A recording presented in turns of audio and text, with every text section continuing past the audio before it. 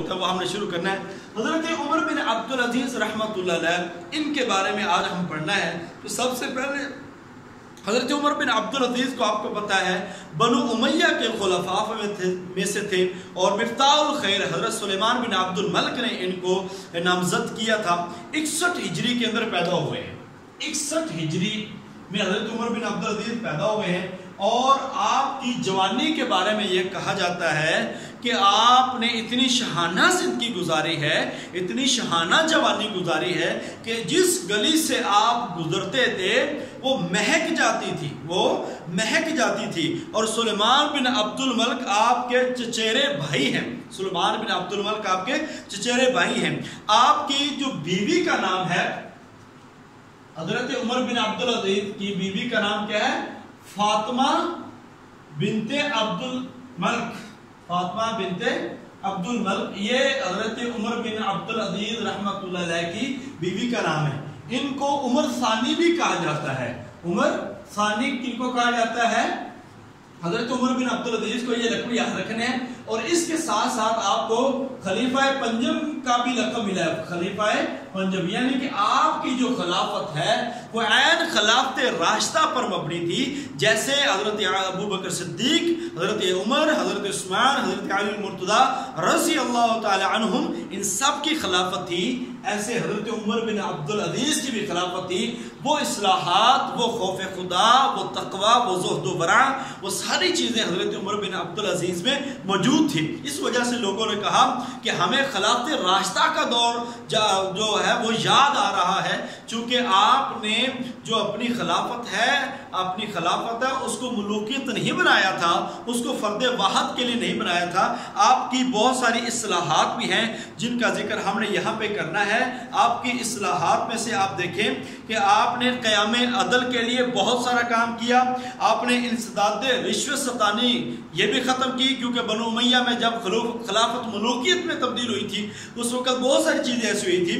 آپ نے جو بنو امیہ کے لوگوں نے جو نا زبردستی زمینوں پر، جاگیروں پر قبضہ کر لیا تھا، وہ واپس کیا تھا، اور باغ فدق کا جو مسئلہ ہے وہ مروان نے اپنے لیے مخصوص کر لیا تھا۔ آپ نے وہ باغ حضرت فاطمہ الزہرا یعنی کہ اہل بیت کے سپرد کر دیا تھا۔ تو یہ وہ والے کام ہے حضرت عمر بن عبدالعزیز کے، جو حضرت عمر بن عبدالعزیز کو لوگوں نے اس وجہ سے ان کو بڑا پسند کیا، جس کی وجہ سے آپ کو خلیفہ پنجم کا لقب دیا گیا۔ اس کے ساتھ ساتھ آپ کو یہ چیزیں بتاتے جائیں کہ حضرت عمر بن عبدالعزیز نے زکوٰۃ کا اتنا بہترین نظام مقرر کیا تھا کہ افریقہ کے اندر کہا جاتا ہے کہ افریقہ کے اندر بھی کوئی زکوٰۃ لینے والا، کوئی محتاج نہیں ملتا تھا۔ تو حضرت عمر بن عبدالعزیز رحمۃ اللہ علیہ نے لوگوں کو جب حج کا موقع ہوتا تھا تو آپ نے نا انعام رکھے تھے کہ اگر کوئی بندہ کسی ظلم کی خبر دیتا ہے نا، اس کو 100 سے لے کر 300 دینار دیے جاتے تھے، وہ کسی جگہ پہ ہونے والے جو ظلم و ستم ہے اس کی خبر دے دے۔ تو یہ چیزیں آپ کو ذہن میں رہنی چاہیے۔ حضرت عمر بن عبدالعزیز کو جب خلافت ملی ہے وہ دور تھا 99 ہجری، اور یہ دور ٹوٹل چلا 101 ہجری تک، یہ تقریباً 2 سال 5 ماہ کا عرصہ ہے، 2 سال 5 ماہ کا عرصہ ہے۔ اور آپ 101 ہجری میں زہر ملنے کی وجہ سے، جو آپ میں نے بات کر دی تھی، آپ شہید ہو گئے، اللہ تعالیٰ کو پیارے ہو گئے، یہ آپ نے پڑھا ہے۔ اب ان کے بارے میں ایک بات مقولہ ہے، بات بڑی مشہور ہے، وہ ہے آپ نے اپنی بیوی فاطمہ بنت عبد الملک سے کہا تھا کہ اگر میرے ساتھ، کیونکہ خلافت سے پہلے بڑی زندگی تھی، خوشحال زندگی کہہ لیں، اور اس کے ساتھ ساتھ ناز و نخروں والی زندگی تھی، جس گلی سے گزرتے تھے وہاں پہ مہک جاتی تھی۔ آپ نے کہا کہ اگر میرا ساتھ رہنا ہے تو پھر خوشحالی نہیں۔ آپ نے اپنی بیوی سے کہا تھا کہ اگر میرے ساتھ رہنا تو پھر خوشحالی نہیں ہے۔ مولانا شبلی نعمانی رحمۃ اللہ علیہ نے کتاب لکھی ہے سیرت العمرین، مولانا شبلی نعمانی نے سیرت العمرین، 2 عمروں کی سیرت، جس میں حضرت عمر بن خطاب، حضرت عمر بن عبدالعزیز کی سیرت کے بارے میں انہوں نے تفصیلی باتیں کی ہے۔ حضرت عمر بن عبدالعزیز جب وفات پاتے ہیں تو آپ کے ترکہ میں کل 17 دینار تھے، کل 17 دینار۔ میرے خیال سے یہ بات آپ کو سمجھ آ گئی ہوگی۔ اب ہم نیکسٹ آگے کام کرتے ہیں جی، امام ابن تیمیہ، یہ بھی یاد رکھنا آپ نے ان اماموں کے بارے میں سوالات اور ان کی کتابیں مقالات الادیان اور جو تقابل ادیان میں امام ابن تیمیہ کی کتابیں ضرور آ جاتی ہیں. ابن تیمیہ. اچھا میں آپ کا اپنا ذاتی بات شیئر کر دوں آپ سے کہ مجھ سے جب 2017 میں انٹرویو ہوا تھا نا تو انٹرویو میں مجھ سے یہ پوچھا گیا تھا کہ امام ابن تیمیہ رحمۃ اللہ علیہ کی 2-3 کتابوں کے نام بتا دیں. امام ابن تیمیہ رحمۃ اللہ علیہ کی 2-3 کتابوں کے نام. اس لیے میں آپ کو ڈیٹیل میں اسٹڈی کرا رہا ہوں. انشاءاللہ مجھے امید ہے کہ آپ میں سے بہت سارے لوگ جو ہیں انشاءاللہ سارے لوگ, مجھے امید ہے باقی اللہ تعالیٰ فضل فرمائے گا کہ آپ لوگ انٹرویو دینے جائیں گے تو وہاں پہ ان چیزوں کو آپ نے کلیئر کرنا ہے. امام ابن تیمیہ رحمۃ اللہ علیہ کا نام جو ہے وہ تقی الدین ہے. تقی الدین امام ابن تیمیہ رحمۃ اللہ علیہ کا نام ہے. ابو العباس یہ کہہ لیں احمد بن شہاب الدین, یہ پورا نام, ٹھیک ہے جی, یہ ان کا پورا نام ہے. امام ابن تیمیہ رحمۃ اللہ علیہ دمشق کے قریب ایک علاقہ ہے ماران, وہاں پہ پیدا ہوئے 661 ہجری کے اندر 10 ربیع الاول 661 ہجری میں آپ پیدا ہوئے. آپ کے بارے میں مشہور ہے کہ امام ابن تیمیہ رحمۃ اللہ علیہ نے 17 سال کی عمر میں سب سے پہلا فتویٰ دیا تھا. سب سے پہلا فتویٰ کب دیا تھا؟ 17 سال کی عمر میں. اور آپ 707 ہجری میں جیل گئے تھے. کب جیل گئے تھے؟ 700. امام ابن تیمیہ رحمۃ اللہ علیہ نے جیل بہت کاٹی ہے, یہ آپ کو بتا دیں. 707 ہجری میں جیل گئے تھے. فرقہ اتحادیہ کے خلاف جب فتویٰ دیا تھا اس وقت آپ کو جیل جانا پڑا اور وہاں پہ آپ نے پھر کتابیں لکھی. دوسری مرتبہ جب دوبارہ جیل گئے تو پھر آپ کے بھائی تھے شرف الدین. ان کا جرم کوئی نہیں تھا, انہوں نے کہا میں اپنے بھائی کے ساتھ رہوں گا. وہ اپنے بھائی کے ساتھ امام ابن تیمیہ رحمۃ اللہ علیہ کے ساتھ جیل میں گئے اور وہاں پہ ان کی وفات ہوئی. تو امام ابن تیمیہ رحمۃ اللہ علیہ نے وہاں پہ کتابیں اور تفاسیر لکھنی شروع کر دی. اب جب ان کی کتابیں باہر جا کے بڑی شہرت حاصل کر رہی تھی تو اس وقت لوگوں نے ان کی جو سیاہی ہے وہ بھی بند کروا دی, جس سے آپ کو بڑا صدمہ ہوا. اور یہ صدمہ تھا کیونکہ آپ لکھتے بہت زیادہ تھے اور آپ کی قلم میں طاقت بہت زیادہ تھی, اور ان لوگوں کو اس وقت ڈر تھا باقی سارے فرقوں کو کہ پھر انہوں نے آپ کی روشنائی جو سیاہی ہے وہ بھی بند کر دی. 20 دن کے اندر 30 ذوالقعدہ 722 ہجری کے اندر آپ اللہ تعالیٰ کو پیارے ہو گئے. امام ابن تیمیہ رحمۃ اللہ علیہ سخت مخالف تھے. امام ابن تیمیہ رحمۃ اللہ علیہ کے جنازے میں جو لوگ تھے وہ 2 لاکھ لوگوں نے جنازہ پڑھا, جس میں 15,000 خواتین تھی. 15,000 خواتین. اور آپ کو کہا جاتا ہے مجتہد فی الذہب, یعنی کہ آپ مجتہد تھے, کسی بھی مسلک کے پیروکار نہیں تھے. ہاں یہ کہا جاتا ہے کہ آپ امام احمد بن حنبل رحمۃ اللہ علیہ اور ان سے بڑے متاثر تھے. بہرحال مقام صوفیہ میں آپ دفن ہیں. آپ نے شرک و بدعات, قبر پرستی, ان کی واضح طور پر آپ نے مخالفت کی ہے, اسی وجہ سے ان کو بہت زیادہ مشکلات اور مصائب کا سامنا رہا ہے. ہم وہ باتیں آپ کے سامنے کر رہے ہیں جو پیپر میں پوچھی جا سکتی ہیں, اس لیے ہم زیادہ ڈیٹیل میں نہیں جا رہے. میں آپ کو صرف بتا رہا ہوں کہ یہ چیزیں جو آپ کو پیپر میں پوچھی جا سکتی ہیں. اب ہم بات کرتے ہیں امام غزالی رحمۃ اللہ علیہ کے بارے میں ہم نے بات کرنی ہے. امام غزالی رحمۃ اللہ علیہ کے بارے میں بات ہے. امام غزالی رحمۃ اللہ علیہ 450 ہجری میں پیدا ہوئے, اور یہ وہ وقت تھا جب زوال کا زمانہ تھا, جب زوال بغداد تھا. اس وقت وہاں کے جو تھے نظام الملک تھے, انہوں نے امام صاحب کو خطاب دیا تھا جس کا ٹائٹل تھا, لقب تھا حجت الاسلام. یہ آپ نے یاد رکھنا ہے. امام غزالی رحمۃ اللہ علیہ کو لقب کیا دیا گیا ہے؟ حجت الاسلام. اس کے بعد مدرسہ نظامیہ. اب یہ سوال آ سکتا ہے یہ مدرسہ نظامیہ بغداد میں تھا، اور یہ کس نے قائم کیا تھا؟ نظام الملک نے۔ مدرسہ نظامیہ کے آپ مدیر اعلیٰ مقرر ہوئے، مدیر اعلیٰ مدرسہ نظامیہ کے، اور آپ نے وفات پائی ہے 505 ہجری کے اندر۔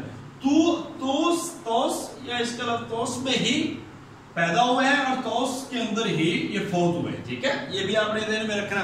اب امام غزالی رحمۃ اللہ علیہ کی جو خدمات ہے نا، وہ سیاسی بھی ہیں، وہ فلسفیانہ بھی ہے۔ اب پکی بات ہے کہ آپ کو لاسٹ ٹائم بھی سوال آیا تھا امام غزالی کی کتابوں کے بارے میں، اب بھی یہ سوال آئے گا آپ کو۔ تو امام غزالی کی جو کتابیں ہیں وہ ذرا ذہن میں رکھ رہے ہیں کہ آپ نے فلسفیانہ جو خدمات پہ ایک کتاب لکھی ہے، مقاصد الفلاسفہ، مقاصد الفلاسفہ، یہ کتاب آپ نے یاد رکھنی ہے۔ اچھا، میں آپ کو نا ترتیب سے اس لیے پڑھا رہا ہوں کہ اسی ترتیب سے پیپر بنتا ہے، اسی ترتیب سے پیپر بنتا ہے، یعنی کہ ہر سبجیکٹ میں سے وہاں سے آپ کو کویشچن آتے ہیں۔ لہذا میں آپ کو بار بار یہ کہہ رہا ہوں کہ یہ میں جو ترتیب سیٹ کی ہے اس لحاظ سے کی ہے کہ آپ کا کوئی بھی پورشن جو ہے وہ ادھورا نہ رہ جائے۔ اصل میں ہوتا یہی ہے، ہمارے لوگ یا ہسٹری کو رٹا لگاتے رہتے ہیں، یا پھر ہمارے لوگ رٹا لگاتے ہیں قرآن کو یا میکسیمم حدیث کو، تو باقی چیزوں کو دیکھتے نہیں ہیں، اور پھر کہتے ہیں کہ پتہ نہیں سوال کہاں سے آ گئے، سوال کہاں سے آئے کہ ہمیں پتہ بھی نہیں چلا۔ تو یہ ساری بکس سے وہ سوالات اٹھاتے ہیں، اگرچہ ان بکس میں 3-3 4-4 نمبر کے کویشچن ہوتے ہیں، مگر لازمی بات ہے اس میں کویشچن ضرور ہوتے ہیں، 4-4 5-5 نمبر کے کویشچن، یعنی کہ آپ کہہ رہے ہیں کہ اگر 50 نمبر آپ کے پارٹ 1 میں سے آتا ہے نا، 50 نمبر، تو آپ کی 30 نمبر جو آنے ہیں وہ آپ کے پارٹ 2 سے آنے ہیں، لہٰذا آپ کو اس پہ محنت کرنی پڑے گی۔ 30 35 40 نمبر ہر بندہ لے جاتا ہے، مگر اس کے بعد والے جو نمبر ہوتے ہیں وہ وہی لیتا ہے جو پارٹ 2 کو اچھی طرح دیکھتا ہے، جو سارے مضامین کو دقیق نظر سے دیکھتا ہے۔ تو میرٹ کہاں آ کے رکتا ہے یہ کلیئر کرتا ہے ٹیسٹ۔ اگر ٹیسٹ آسان ہے تو میرٹ آپ کو پتہ پیچھے آ جاتا ہے، جیسے کہ لاسٹ ٹائم فیمیل کا 48 تھا، 48 میرٹ تھا، اور میل کا 56.25 تھا۔ تو آپ ٹیسٹ پر ڈیپینڈ کرتا ہے۔ تو مجھے امید یہ ہے کہ اگر آپ 60+ لے جاتے ہیں تو انشاءاللہ آپ ہر صورت کوالیفائی کر جائیں گے، مگر ہم نے اتنے نہیں لینے، ہم نے انشاءاللہ اس سے زیادہ لینے ہیں۔ تو 80 نمبر کا سبجیکٹ ہے، تو سبجیکٹ پہ میکسیمم نمبر لینے ہیں، اور اس کے ساتھ ساتھ اپنے جنرل نالج کو بھی آپ بہترین کریں۔ کل انشاءاللہ تعالی ہماری جو ڈسکشن ہوگی وہ جنرل نالج کے حوالے سے ہم آپ کے ساتھ شیئر کریں گے، جنرل نالج آپ کو بتائیں گے، اور اس کے بعد پھر آپ کو بتا دیں کہ ہم نے ایک کلاس کمپیوٹرز کے حوالے سے رکھی ہے، وہ بھی ہم نے انشاءاللہ تعالی آپ سے کرنی ہے کہ کمپیوٹر کا جو بیسک نالج ہے جو پیپر میں آ سکتا ہے وہ والا، میتھ کے جو بیسک کویشچن ہے وہ والے ہم یہاں پہ ڈسکس کریں گے، سائنس کے جو جیسا کہ الیکٹریسٹی ہے، گیسز ہیں اور وٹامنس ہیں، اور اس طرح ہم جو بنیادی چیزیں ہیں ہم ان کے بارے میں کچھ بات کریں گے، وہ آپ کو بتائیں گے کہ کون سا وٹامنس کہاں سے آتا ہے، کون سی گیسز کیا فنکشنز کرتی ہیں، یہ ساری چیزیں جو ہم یہاں پہ انشاءاللہ تعالی اپنے دوست آپ کے ساتھ مل کے میں ان چیزوں کو بھی ڈسکس کروں گا، صرف آپ کے لیے کرنٹ افیئرس پہ آپ کو کافی آتی ہے، یعنی کہ ہم یہاں پہ آپ کو 99% پیپر جو ہے نا وہ آپ کو حل کروائیں گے، کوشش ہے ہماری، باقی آپ نے اپنے ذاتی طور پر بھی کوشش کرنی ہے۔ مقاصد الفلاسفہ یہ کتاب، دوسری کتاب ہے علم کلام پر، یہ یاد رکھنا ہے، علم الکلام پر۔ علم الکلام کون سا ہوتا ہے؟ یہ فلسفے کا ہوتا ہے، ٹھیک ہے۔ علم الکلام پہ آپ نے کتاب لکھی ہے تحافت الفلاسفہ۔ اچھا، اس میں جب ہم فلسفے میں جائیں گے نا، تحافت الفلاسفہ، ایک اور کتاب ہے علامہ ابن رشد کی۔ اصل میں امام غزالی رحمۃ اللہ علیہ یہ فلسفے پہ کاری ضربے لگاتے تھے امام غزالی رحمۃ اللہ علیہ، یعنی کہ آپ فلسفے کو بہت زیادہ انہوں نے ایسی چوٹیں پہنچائی ہیں کہ یہ جو مورخ ہیں انہوں نے لکھا ہے کہ اگر ابن رشد نہ ہوتا تو امام غزالی کی جو ضربیں ہیں وہ فلسفہ کبھی برداشت نہ کر سکتا اور آج فلسفہ نہ ہوتا۔ اس لحاظ سے امام غزالی رحمۃ اللہ علیہ نے فلسفے کے خلاف بہت ساری باتیں جو کی ہیں، ایک بہت بڑے فلسفے تھے امام غزالی رحمۃ اللہ علیہ، ابن رشد رحمۃ اللہ علیہ، مگر یہ فلسفے کے جو فلسفہ یونانی فلسفہ ان کے خلاف تھے، اور جو فلسفہ یونانی فلسفہ ابن رشد ان کے اور باقی اسلامی فلسفے کے حق میں تھے۔ یہ آپ کتابیں ذہن میں رکھتے جائیں۔ اب یہ طبیعیات پر ہے، نقطہ نظر پہ طبیعیات کے نقطہ نظر جو ہے ان پہ تنقید کی ہے۔ وہ کہا جاتا ہے کہ ابن رشد نے ان کو بچایا، ان کے فلسفہ کو اگر بچایا تو ابن رشد رحمۃ اللہ علیہ نے بچایا۔ اس کے علاوہ احیاء علوم الدین ہے، ان کی کتاب ہے दूसरा जी सियासत पर अल-मुनफ़क़स मिनल ज़लाल किताब है। कीमियाए सआदत है, ये किताबें मैं आपको शेयर कर दूंगा। कीमियाए सआदत है और तबरुल मसलूक है। ये किताबें जो है ना इमाम गज़ाली रहमतुल्लाह अलैह की हैं। ये आपने याद रखना है, एक सवाल आपको हर सूरत आएगा। अब अगर आप भूल जाएं या फिर याद ना रखें और फिर पेपर में मुझे याद करें, सर ने कहा था कि इमाम गज़ाली के बारे में सवाल आ जाता है, तो फिर आ सकता है, जाहिर बात है। अब हम बात करते हैं मुजद्दिद अलिफ सानी पे। मुजद्दिद अलिफ सानी, ठीक है।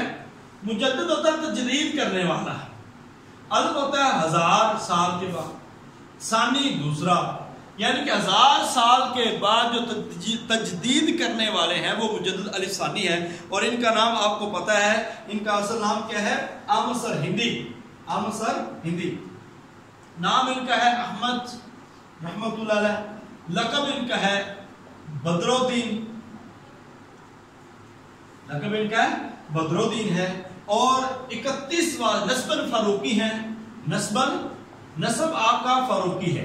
31 पुश्तों के बाद, 31 पुश्तों के बाद आपका जो नस्ब है हजरत, आपका जो नस्ब है हजरत उमर फारूक यानी कि फारूक आजम रज़ी अल्लाह ताला अन्हु से मिल जाता है, से मिलता है।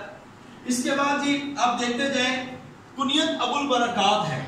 अबुल बरकात ये क्या है? कुनियत है। और इसके साथ साथ इमाम रब्बानी उर्फ मशहूर है, इमाम रब्बानी। अब अगर आपको आ जाए तो इमाम रब्बानी किसे कहते हैं? मुजद्दिद अलिफ सानी को। अहमद सर हिंदी इनका जो असल नाम है, कुनियत इनके अबुल बरकात है, लक़ब इनका बदरुद्दीन है। वालिद का नाम जो है अब्दुल कुद्दूस, वालिद का क्या नाम है? अब्दुल कुद्दूस गंगोई, अब्दुल कुद्दूस गंगोई वालिद का नाम है। और आपने जो ज्यादा जमाना देखा है अकबर बादशाह का भी देखा है, मगर ज्यादा जमाना जो है वो जहांगीर बादशाह का देखा है। आपने बैत किया ख्वाजा बाकी बिल्ला, ख्वाजा बाकी बिल्ला की आपने बैत की है। ख्वाजा बाकी बिल्ला की आपने बैत 1599 में की है, 1599।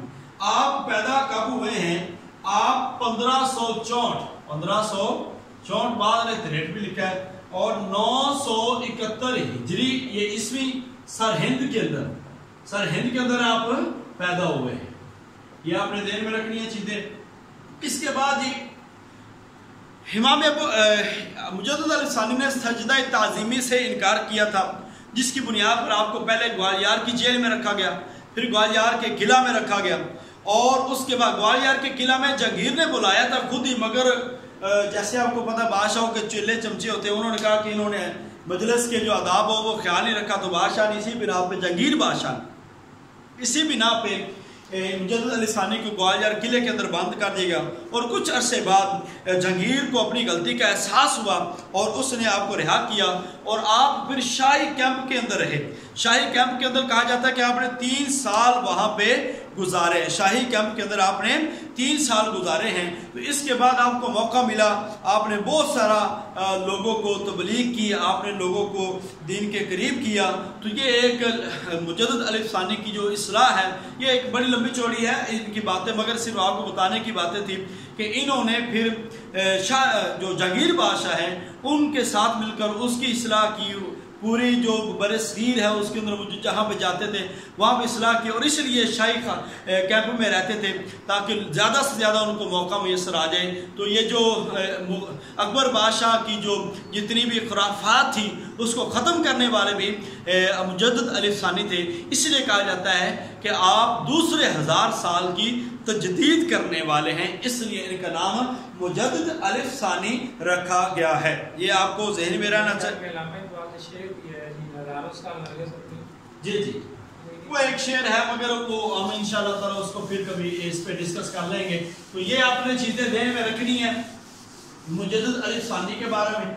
अब हम बात करते हैं हजरत शाह वलीउल्लाह। अच्छा जी, शाह वलीउल्लाह रहमतुल्लाह अलैह पे हम बात बड़ी मुख्तसर करेंगे। शाह वलीउल्लाह रहमतुल्लाह अलैह पे बात बड़ी हम मुख्तसर करेंगे, चूंकि हम बड़ी तफसील से तफसीर और कुरान के अंदर हम इनको पढ़ के आए हैं। कुतुबुद्दीन नाम है, 1703 में पैदा हुए हैं, 1114 हिजरी है। वालिद का नाम शाह अब्दुर्रहीम है और आपने बहुत सारी किताबें लिखी हैं, जिसमें अल-फौजुल कबीर है, फतहुर रहमान फी तर्जुमतुल कुरान है, ये फारसी में पहला तर्जुमा है बरसीर का। मुकदमा फी तर्जुमतुल कुरान आपने लिखा है। इसके साथ मुसफ़्फ़ा शरह मुअत्ता है, ये फारसी में है। तावीलुल अहदीस किताब है, अरबी में है। मुसफ़्फ़ा शरह मुअत्ता है। इज़ालतुल ख़िफ़ा अन ख़िलाफ़तिल ख़ुलफ़ा, ये सियासत पे आपकी किताब है। खिलाफत और मलूकियत का इसमें फ़र्क आपने वाज़ेह तौर पर बयान किया है। इज़ालतुल ख़िफ़ा ये पेपर में आती है किताब, ये वाली आपने ध्यान में रखनी है। इज़ालतुल ख़िफ़ा अन ख़िलाफ़तिल ख़ुलफ़ा, मैं लिख नहीं रहा, ये आपको शेयर कर दूंगा। हुज्जतुल्लाहुल बालिगा, हुज्जतुल्लाहुल बालिगा इमाम शाफ़ी रहमतुल्लाह अलैह की इल्म इसरार दीन पर ये किताब है। इसके साथ साथ इल्म तसव्वुफ़ पे आपकी किताब है, वो आप ज़रा देख लें।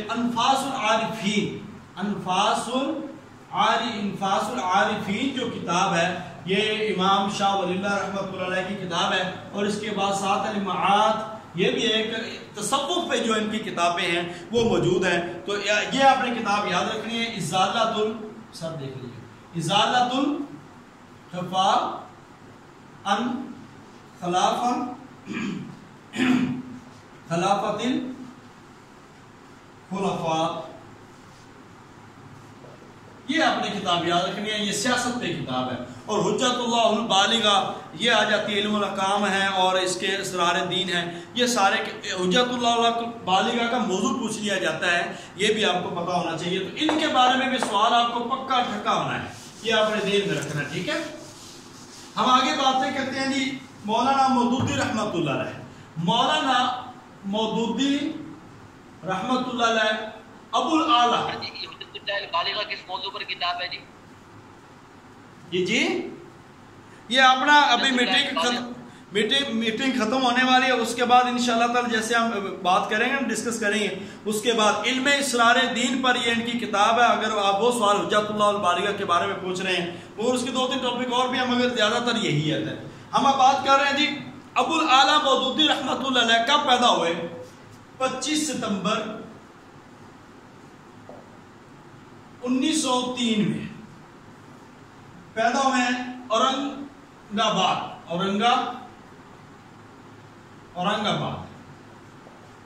यहां पे आप अबुल आला मौदूदी रहमतुल्लाह पैदा हुए। मुस्लिम घराना है जी, मुस्लिम घराने में पैदा हुए।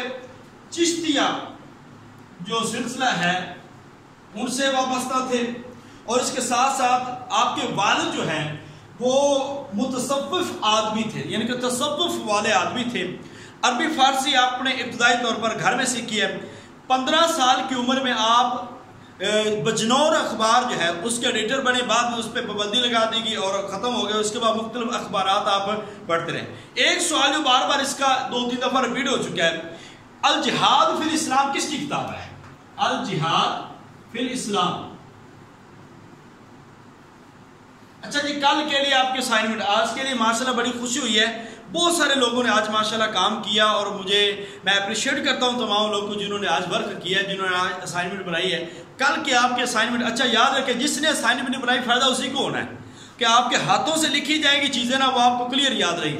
कल के असाइनमेंट है मौलाना मौदूदी रहमतुल्लाह अलैह के बारे में 2 सत्रों में आपने उनका तारुफ लिखना है, बाकी उनकी कुतुब लिखनी है और कुतुब के साथ साथ ये लिखना है आपने ये किस मौजू पे किताब है, समझा गई। और ऐसे इमाम शाह वलीउल्लाह रहमतुल्लाह अलैह की आपने किताबें, क्योंकि ये दोनों इमाम जो है ना ये बहुत ज्यादा है। और ऐसे आपने इमाम गजाली रहमतुल्लाह अलैह की किताबें, क्योंकि उनके बारे में बहुत सारी किताबें आती हैं। तो अगर आप ये लिख लेंगे ना तो इंशाअल्लाह ताला काफी हद तक क्वेश्चन जो आपके ना जो लिखने वाले हैं उनके क्लियर हो जाएंगे। जो नहीं लिखेंगे जारी बात है, लिखने से चीजें ज्यादा याद होती है। ये आपने काम कर अल जिहाद फिल इस्लाम, ये जो आपने किताब लिखी है ना अल जिहाद फिल इस्लाम, ये 1926 में ही लिखी गई है।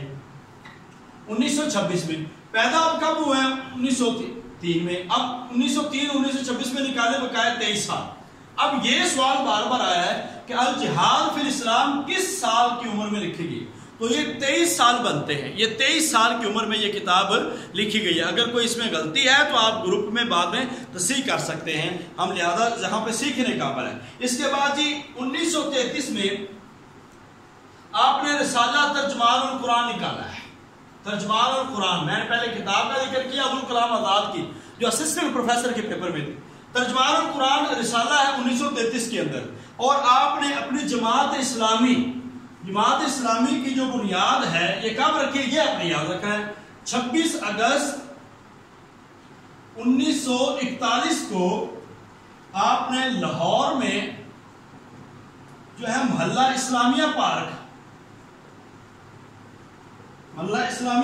میں جماعت اسلامی کی بنیاد آپ نے رکھی ہے. تو یہ تھے ابو الاعلیٰ مودودی رحمۃ اللہ علیہ. ان کے بارے میں کافی سارے سوالات ہر سال آتے ہیں، کافی سارے سوالات آتے ہیں. تو آپ نے ان کو تفصیل سے دیکھنا اور اچھی طرح دیکھ کے ان کو آپ نے کلیئر کرنا ہے. تو اب ہم مختلف تحریکوں کی بات کرنے جا رہے ہیں، جس میں ہم نے سب سے پہلے وہابی تحریک ہے، سنوسی تحریک ہے، تحریک اخوان المسلمین ہے، تبلیغی جماعت ہے. اس میں جو آپ نے چیزیں یاد رکھنی ہے وہ کیا ہے؟ آپ نے ایک بانی کا نام یاد رکھنا ہے اور دوسرا یہ کس ملک کی تحریک تھی یہ آپ نے یاد رکھنا ہے. بس یاد کرنے والی یہ لہٰذا اس لیے پریشان نہیں ہونا. تھوڑی ڈیٹیلیں میں آپ کو بتاؤں گا کہ یہ کیا کام کرتی تھی اور ان کے جو منہج تھا وہ کیا تھا. فرائضی تحریک ہے، اس کے ساتھ ساتھ ہم دوسری طریق جہاد ہے، اس کے بارے میں مہدی ہے، وطنی تحریک ہے، طریق استشراق ہے، اس کے بعد مہدیہ ہے، امامیہ ہے، فرقہ قدریہ ہے، خوارج ہے، ماتریدیہ ہے، جہمیہ ہے، مرجیہ ہے، معتزلہ ہے، روافض ہے.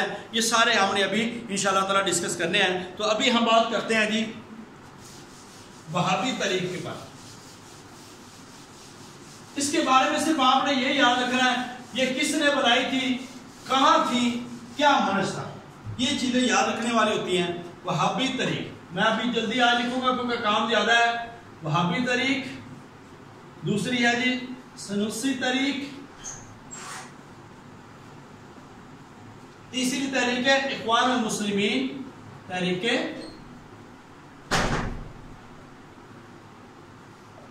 اب اس کے بارے میں بڑا سوال آتا ہے. اس کے بعد آ جاتا ہے تبلیغی جماعت. ابھی ہم 4 جو طریقے ہیں ان کو حل کر رہے ہیں. یہ ہے جی محمد بن عبد الوہاب ہے جی ان کے بانی، اور یہ نجد سے ہے، نجد حجاز کے علاقے میں سے تھے. ٹھیک ہے، آپ 1703 میں پیدا ہوئے. آپ نے کام کیا کیا تھا؟ آپ نے کام کیا تھا جو ہے اصلاح کی ذمہ داری اٹھائی تھی.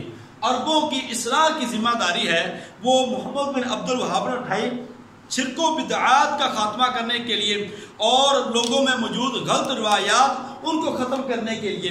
کہا یہ جاتا ہے امام محمد بن عبد الوہاب جو ہیں یہ امام احمد بن حنبل اور ابن تیمیہ کے مسلک کے تھے.